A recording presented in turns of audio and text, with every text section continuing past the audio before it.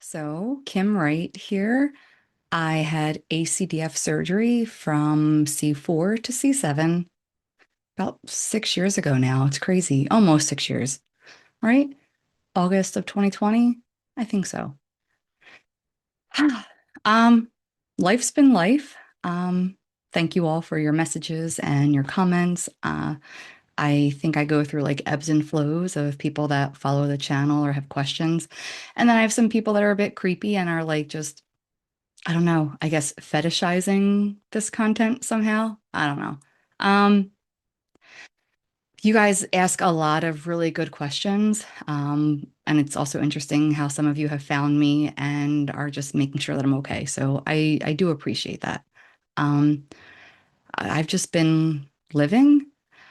I went through a period of time where I had, I guess, another flare, and I was going to so many different surgeons getting more consultations and updated CT scans and updated MRIs because if you have had this or you haven't had the surgery yet, you know that the symptoms that you experience can be pretty debilitating at times and scary, especially when something new happens or it progresses or you get a period of relief and then it comes back.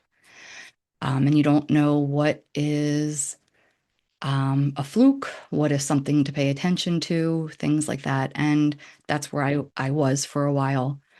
Um, I was experiencing more intense like migraines and headaches. My what is it called? Pulsatile tinnitus was getting so bad. I mean, it's all the time, but it got to a point where it was just so loud and like squeezing my head. So I was getting that checked out. I had seen like an ENT, just a couple different things. What I've been experiencing lately is I think it's called trigeminal neuralgia, where I guess it's like the nerve pain and like the twitching of the eyelid and kind of the twitching up here and just like this weird sensation. And I went to the dentist. I had a CT of my sinus done. I just feel like it's never ending being a patient. And I think when we get some relief, we think that we're fine. And then, like, I don't know, we just live life until something else happens. I think for 6 years, I kept saying to you guys, I'm going to get back out there and exercise. And then the one day that you start exercising or walking, like you break your ankle or you're in more pain because of inflammation, or you wake up and life just has other plans for you. So I have not kept to that goal of exercising. I think I've done a better job at like diet, I guess, but not necessarily exercising. So I am so out of shape. I know like when I'm just doing normal stuff or going up and down the steps, I'm like, whew, this is hard. This never used to be hard before. So I do know that cardio wise, I need to do something. So I'm going to try to commit to myself to just start going for like little walks and not making it like this project of like for it to be right, it has to be an hour or it has to be whatever. I think I just need to move more. And I probably, if I review the videos, I probably have said that before. But it's just so hard. Or like when you are having a good day and you're not in pain, um, you want to just enjoy it by catching up on everything, like all your chores and whatever else, or just going out and then the next day it kind of comes back.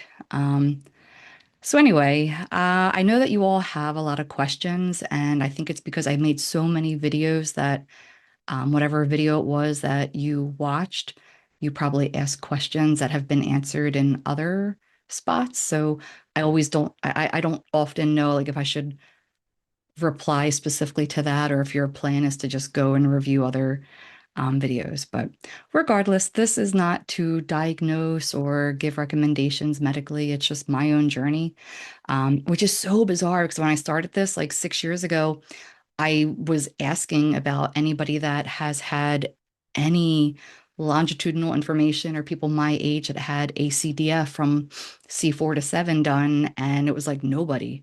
Now it seems like a lot of people are getting this surgery. I went through a period of wondering if I had like a connective tissue disorder, like Ehlers-Danlos, that possibly affected the fusion, because I ended up having a failed fusion, and I'm also experiencing adjacent segment disease. And also, my lower back has been so bad. At first, I was like, maybe it's sciatica, or maybe it's my hip, maybe from whatever, but it is every day where it's like sometimes like I trip a little bit, but it's all coming from like lower back hip area. So I'm trying to think if it's like muscle or bone or joint or spine. I don't know. I think I got to a point where after seeing all these different doctors and kind of realizing that my baseline is pain. I still take meds. Um, some days are worse than others, like when it's like cold or wet, it's bad. Um, but I think I got to a point where I was just so doctored out that I'm just like, fuck it. I'm just going to deal with it. Like I can't use half my hand. I drop a lot of stuff. Sometimes my right hand goes. Like I remember being at a restaurant on a date and I was like trying to cut something and it's just like I know it's happening, but like the knife just slides on out. Or like if I hold my phone with my left hand, my bad hand, like I'll try to hold it and I usually like will use my pinky to support it and sometimes it just slides on out because there's just no connection to these fingers or like this side of it. So that's not fun. Doing my hair sucks. Like just doing things just sucks. It's like you look fine, and then people kind of are like, well, why does it take you like 2 hours to shower? It's like, well, because lifting your arms up above your head to like whatever, like it's exhausting. Like you get fatigued or like they just start burning. Um, or like you have to compensate for things. So it's just annoying. So when people are kind of like stop making excuses or you look fine or really like you're really that problematic, like you seem fine I just watched you do this thing the other day. What do you mean you can't do such and such? It's like the whole having to explain or justify where you're at, or like some days you push yourself, other days you can't. That gets really tiring. Um, and the fatigue. I think pain and fatigue really take a toll. As usual, when I do these, I never follow a script, so I tend to have circular conversations with myself and I never maintain eye contact and I go off on like a little tangent. But I did write something down this time because I was like, oh, maybe I should answer some of your stuff. But at this point, 6 years later, and with like new information out there, I don't really know what to answer at this point. But you guys were wondering why I went quiet, and it was because I was just getting consultations and then just getting tired of doing this and seeing myself aging on screen is not fun, but it's fine. Um, yeah, the one consult that I had was with someone from University of Penn, and I don't think he realized that I could still see him when he was looking at, I guess, my records. We had a virtual appointment, and he was just picking his nose and eating it for a little bit, and that just completely turned me off. And my girlfriend actually saw him as well with her husband, and during the in-person appointment, supposedly this person was like nodding off. So this person came, highly recommend it, from orthopedics and pain management. And I was like, all right, I think it's going to be between this person and the other one. But then after seeing that, I was like, whether you realize that I can see you or not, just the habit, I don't know. That just, I know you're wearing gloves, but I don't know. That just completely turned me off. And that was, I think, the last doctor's appointment that I had to discuss what to do. But with all of the imaging, all of the surgeons now agree that I should have done something 5 years ago when I started having these issues. They said that I'm not living a life that I should be with all of these complications and issues. And now I have more decompensation or whatever, that I'm basically dealing with like screws that aren't holding the discs in. So like the screws are doing this and it's agitating, I guess, like the nerves and causing scar tissue. But everyone, like every doctor had a different plan. One doctor said that we need to go through the back of the neck and let's just secure it with cages and fuse, I think, the disc above or the disc below. I think they said the disc above. They didn't want to go down into like T or C8 into T1 or something. They said, let's just secure it and see how you do. The other one says, let's go through the same scar and remove everything and redo the exact same surgery, but use my hip bone instead of cadaver bone because that might make it less likely to fail. But being a woman, being at the age that I am, um, I hear everybody say that recovering from the hip surgery and loss of bone is terrible. And as a woman, that's really not something that you want to do because osteoporosis and what have you. And I don't know, you always hear people say that the last thing you want to see, especially in a woman, is like a hip fracture or a hip break because that basically like you're done. Um, because anyway, so like I don't know, when I was like I know that using my own bone would probably be good, less likely to reject, but I don't think I want to deal with that, especially being like immunocompromised and all this other fun stuff.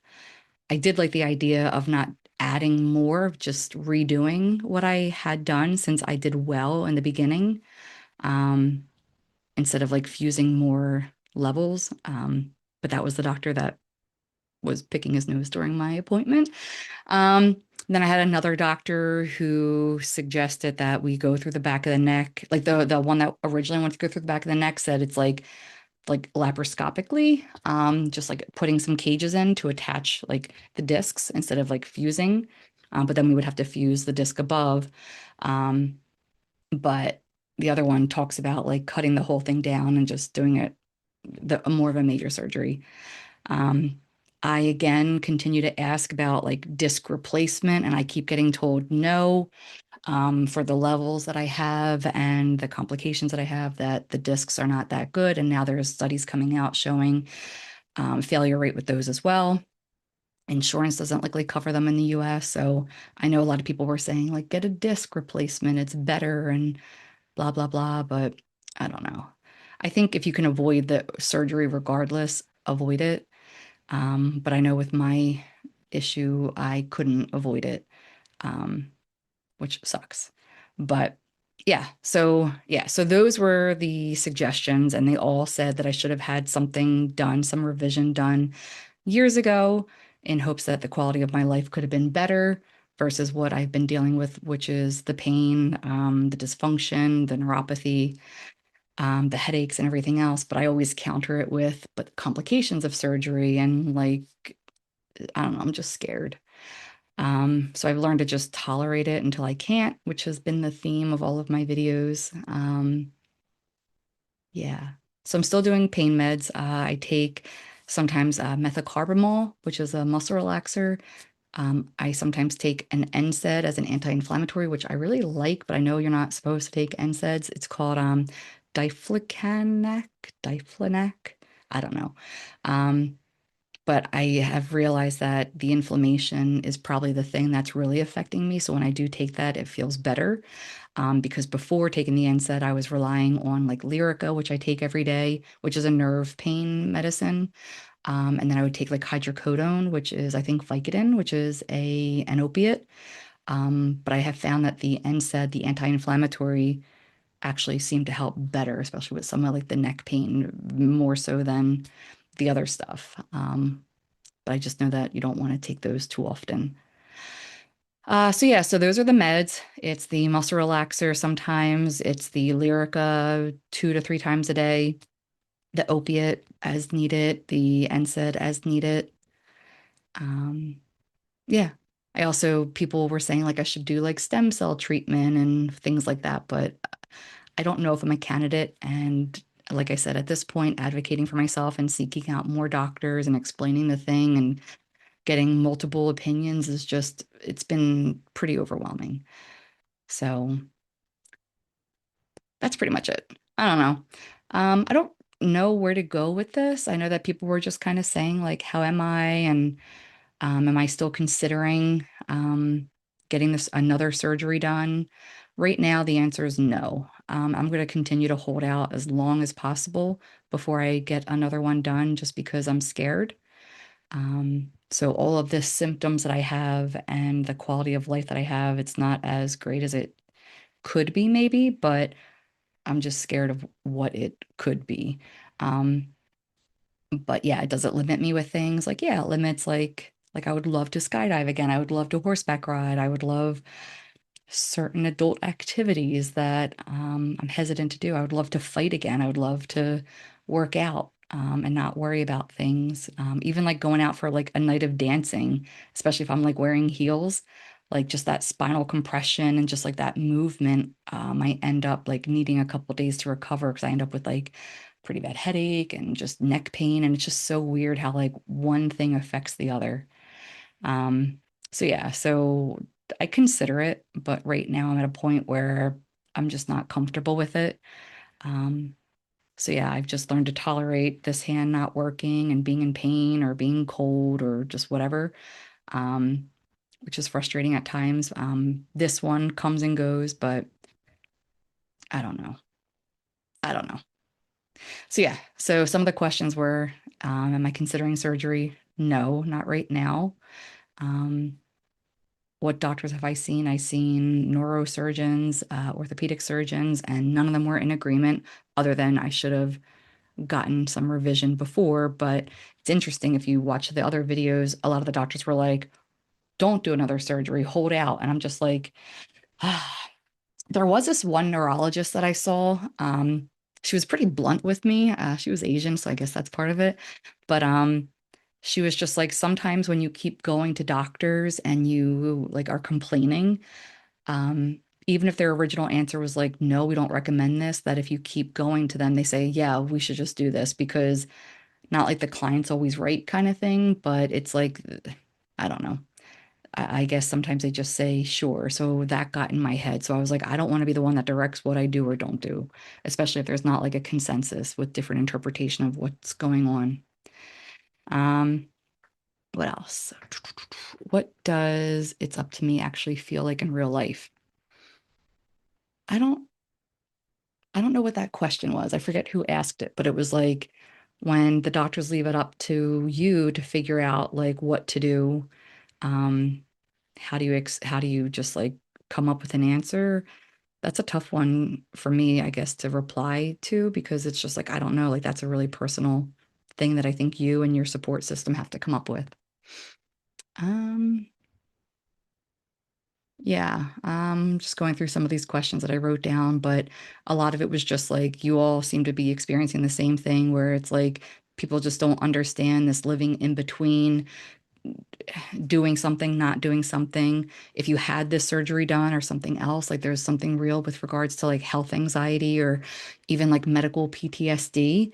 Um, I think that really affected me. If you watch some of the videos post surgery, especially once I had that pain again, like you get like locked in on just fear of messing something up. And just when you experience such a heightened level of pain for a prolonged period of time, everything else seems tolerable, even though it's not. But people don't seem to get that, especially when you're a high functioning person or you live independently, and you just figure shit out or do it while hurting. And then you just need a lot of recovery time because you're exhausted or you're just, it's better to be alone than be miserable around people. I don't know. So yeah, so a lot of you seem to agree to that. It's like what people don't see behind the scenes. What has helped and what didn't? Oh my God, dude. How do I take you guys on this trip? But um, I got those stupid fucking pillows where it looks like a star with like a hole in the center, like it's like a little cutout. I was seeing this shit all over like TikTok, and I was like, nah. But when I first, before I even had the surgery, I could not lay flat. I couldn't, gravity was just so bad for my neck because of how bad it was that it was just everything was causing more pain. So I would have to sleep without a pillow for a while because I couldn't have any type of incline. Um, and then I figured out like the coop pillows actually like are good for me because I can like remove stuffing or add it as needed. But lately, for the last year, I have been sleeping on, I'll try to see if I can attach it to this like video. I'm not sponsored or anything. I think it's actually fucking stupid. But that there's this pillow that I can't stand it because the pillowcases don't stay on it. But it literally, I sleep on my back all the time. I can't, or my side. I can't lay on my belly, just because of all the hardware and everything. But I sleep on my back or my side. And this stupid pillow with that little cutout and the support of the neck has been amazing. To the point where I was like, this is stupid. Like, I'm tired of this damn pillowcase falling off all the time. That I switched back to my coupe pillow and I had the worst, like, knot, I guess, and headache. And it wasn't just like a one-off. I did it because I never learned my lesson. I did it again. I like another night. I was like, let me just try it again because I want like a normal pillow and it's squishy and it's soft. Slept on it, same thing. Woke up like the middle of the night with like a headache, and I was like, you gotta be fucking kidding me. So I'll attach it to this, but it's just that stupid pillow that has, I guess, like little like divots or cutouts that if you like sleep on your side, like you can kind of put your arm up a little bit. But it has that little like compressed area for like your head to like sink into, and it has like the neck support. And then the other side, if you decide to like turn it around, like if you sleep on your side, which I just sleep on the same thing, it has like a scoop out so that like your shoulder area fits into it. I don't know. I think this like pillow was like $30. I will be investing in those probably for the rest of my life because I have found if I switch to something else, I just am miserable. But I would like not buy this because I was like, oh, this is stupid. I'm not going to get like hooked into this marketing thing. Yeah, it works. And then I think from another video that I sent you guys, the two other things that really have helped is the Beastie Ball for when I have like knots in my back. Because I bought that cane thing before. That doesn't work. And my PT person, when I was seeing them, said it's not good to use that because you have to activate other muscles to like use it. Whereas like the Beastie Ball, the clear one, it's soft enough that like you put it against a wall and just kind of like roll into it and hold it. That helps with the knots. And then those damn no name heating pads that I just like stick to my shirt and just like it wherever I want it. I have never had a heating like sticky pad last more than a couple hours. This thing stays hot for 14 hours. Like it's insane. I just wish it was like more sticky so that you could like remove it because since it lasts so long, I want to like change shirts or whatever, or like wear like it with my pajamas. And the more you kind of like rip it off and put it back on, it doesn't stick as well. And like certain fabrics, it doesn't stick to. But yeah, this thing, my girlfriend told me about it. I did attach it to one of these before. I'll do it again. Um, Stays hot for over 12 hours. Insane. Um, so those things really help me. The pillow, the heating pad, the Beastie Bowl, um, the NSAIDs, which I know you really shouldn't do. What else? Those are like the main things. I think I need to invest in better like sneakers because I have found that I have like flat feet and like that can affect like pain. But yeah, I mean like those things really help. Massage really helps, but I don't know how you guys are, but I need at least like a 2 hour massage because with all the pain and the tightness, um, it takes like an hour for my body to like to trust that it's not going to get like hurt. And I have to do like gentle massage. Anything that's like deep tissue or like therapeutic, I guess it creates inflammation and guarding. So I'm not able to actually enjoy it or find relief throughout the week. I'm in more pain. So I know like therapists, like massage therapists will say like this, like if you do like Swedish or like whatever, that it's not actually doing a good job. But I tell them, I'm like, well, I'm paying for it. Deep tissue hurts me long term. It doesn't actually release something, even though I know technically it's better for you to release the knots. But I think with people that are sensitive or have inflammation markers or something, kind of like more gentle and lighter is better therapeutically long term, is just my thinking because your body learns to actually like relax instead of staying guarded. So I don't know. That's the other thing. What else? What didn't work? What did help? Yeah, I think I kind of answered that. The pillows. I don't know if you can see like this stupid chair that I'm using. I have to like have like back support. I don't know. I hear people that are always talking about that they wear like the neck braces long term, but I think that would be good to kind of help with that stability, but I just have also read that if you use it too long, it's not good because then your muscles stop working or like staying fit enough to hold and support your neck that it's almost like a crutch that isn't good long term. So I don't recommend wearing the neck braces long term. Lifestyle adjustments, just kind of like, I don't know, not being so ableist and realizing like I can't do certain things or I shouldn't do certain things. Mindset. Oh, that was the other thing is perspective. I think the one video, the thing that has really helped me is out of all the doctors that I've seen, all of the results and everything, they all say that I would benefit from having, I guess, like surgery that actually like took, but they can't guarantee like what that outcome is. But they all say that I'm not in a dangerous spot right now where I'm at risk of paralysis. I'm just at risk of continued nerve damage with the pinching and just debilitating pain and lack of functioning. So dysfunction, but I'm not in a dangerous place where I need to worry about like paralysis. I did ask, does that include like, does that mean I can like go horseback riding? They're like, you can, but we can't guarantee. It's just as is right now. You're not in a place where we are saying that you must get this done, which is why I think they end up saying like it's up to you if you want to get it done.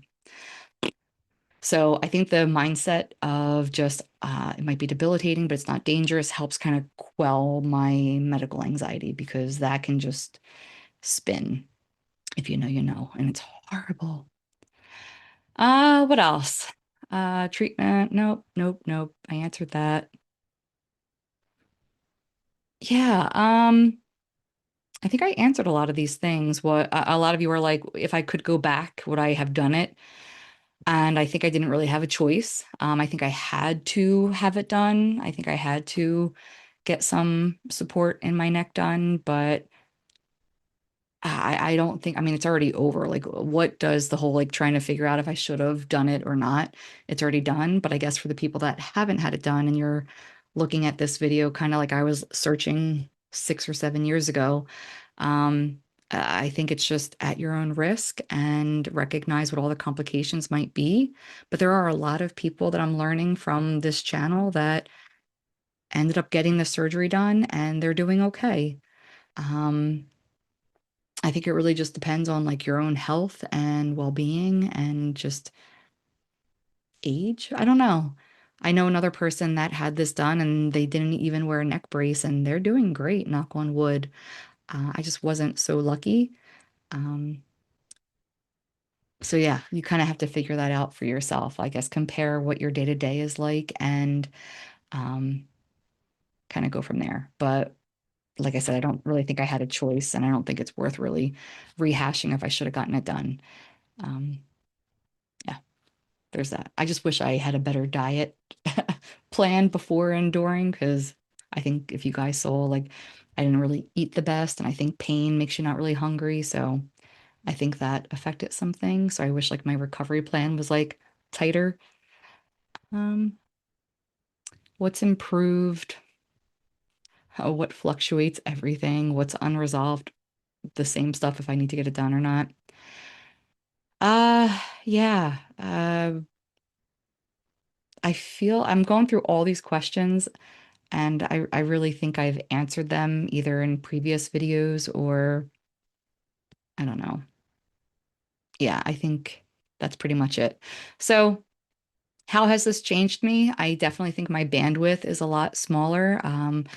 If I'm in pain, when I go out sitting on bar stools or just somewhere uncomfortable, if I don't have support, that really gets to me, which then if it's too loud. I feel like I'm at that age where it's like, oh, this damn noise.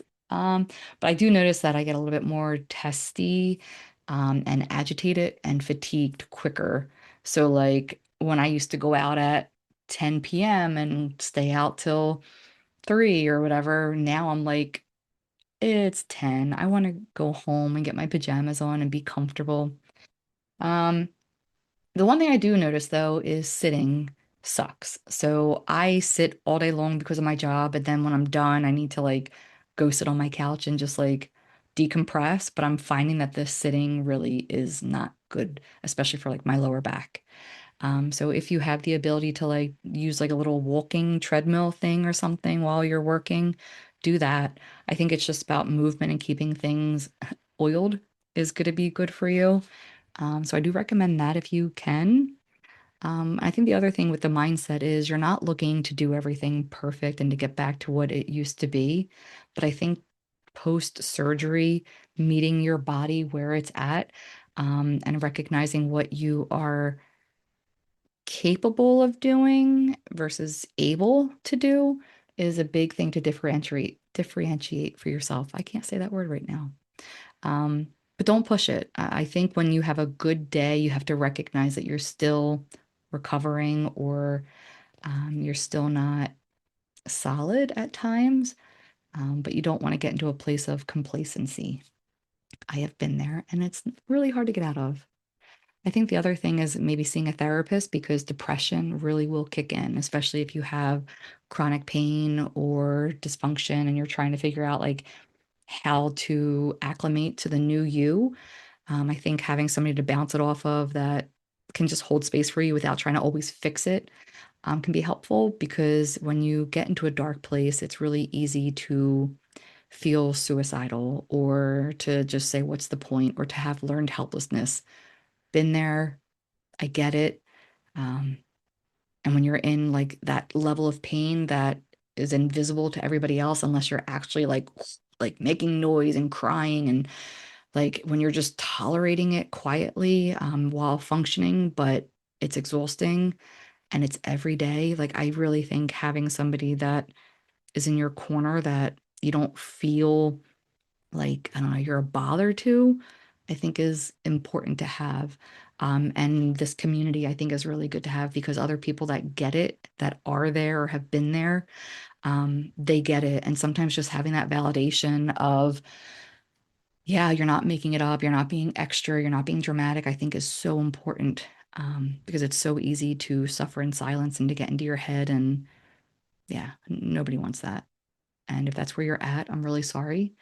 Um, I have openings for clients in Pennsylvania and New Jersey for therapy. If it's coaching, I can see you anywhere.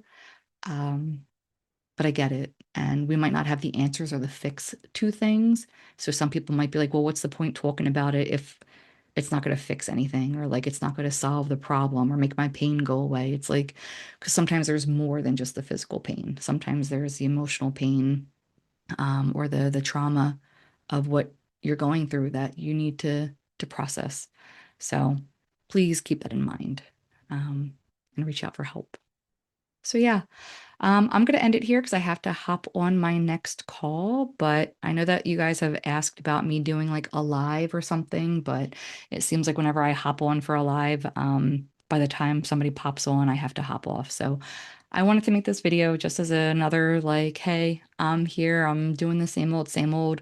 Overall, life is okay. I'm trying to like expand my business or rebrand myself, or I don't know, because I need some new clients because these fucking VC backed places like BetterHelp and Grow Therapy or Growth, do not use those, please. I know that they might seem like convenient, but they do such a disservice. And all the AI tracking and the selling of information is so bad for you guys. And they treat their therapist poorly eventually. So, yeah, try to actually reach out to a therapist privately through their own website versus Grow Therapy and BetterHelp and those other backed VC places.